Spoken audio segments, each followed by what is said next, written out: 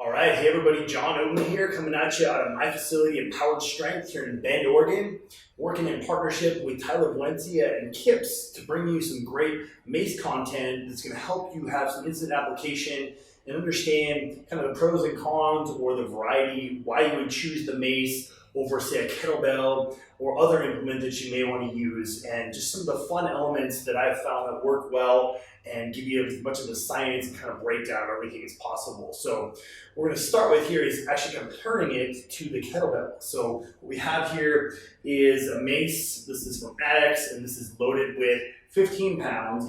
And comparably, this is a kettlebell from Kettlebell Kings, loaded, it's weighing in at 35 pounds, 16 kilograms. So what we want to start with is show you the comparison or kind of the variation of this bottoms up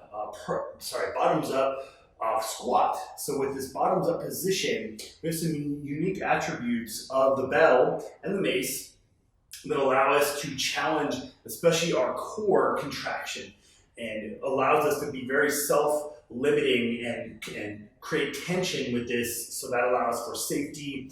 It's a nice teaching tool. It could be used for more advanced athletes as something that's more specific to priming the movement, kind of greasing the groove, as we like to say. So here we have the bell. I'm going to bring this up into this rack position, and you see one hand, I'm going to squat down to my full squat position, back up. So I can do that with the Mace as well here in a similar position. We're going to carry the Mace a little bit lower, and we're actually going to start with two hands. This is also kind of greasing the groove, waking up my set position, my starting or my rack position with my Mace here. So I'm just going to hold that Mace here and start right in here and make sure I can hold this position. Uniquely with the Mace here, I can push the Mace out, provided it's not loaded too heavy here, and squat down and get some nice activation here as well. So you see from the side right here, or again, push the Mace out, two hands to start. See the different kind of challenge it provides, or I can do that with one hand if I'm skilled enough, and create tension with this hand as well. So you see, the Mace really gives me some good feedback, as I mentioned, and it provides a nice groove. It really doesn't lie or allow me to have too poor a form.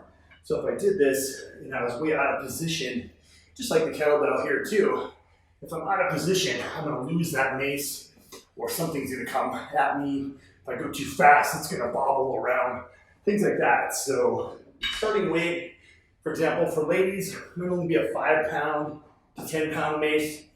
Guys, that's kind of on the heavier end with about 15 pounds. It doesn't have to be a heavy weight, just like the kettlebell.